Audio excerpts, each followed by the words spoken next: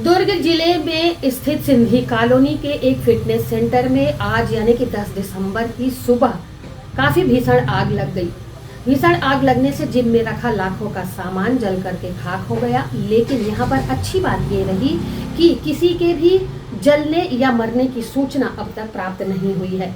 फिलहाल मौके पर जैसे ही दमकल विभाग की टीम पहुंची, सूचना मिलने पर दमकल विभाग की टीम के द्वारा काफ़ी मशक्कत की गई और मशक्कत के बाद लगभग 2 से 3 गाड़ी पानियों का इस्तेमाल किया गया और आग पर काबू पाया गया। मौके पर मोहन नगर थाना पुलिस भी पहुंच चुकी है और आग लगने के कारणों को पता करने का प्रयास कर रही है। वैसे जानकारी मिल रही है कि आग लगने का कारण शायद शॉर्ट सर्किट बताया जा रहा है, लेकिन फिर भी पुलिस अभी सभी बिंदुओं पर जांच कर रही है कि आखिर इतनी भीषण आग तीसरे माले पर कैसे लग गई। आपको एक बार फिर बताना चाहेंगे कि जिस तरीके से आग लगी है जिम सेंटर में, तो वहां लाखों का सामान जो है वो जल करके खाक हो गया है।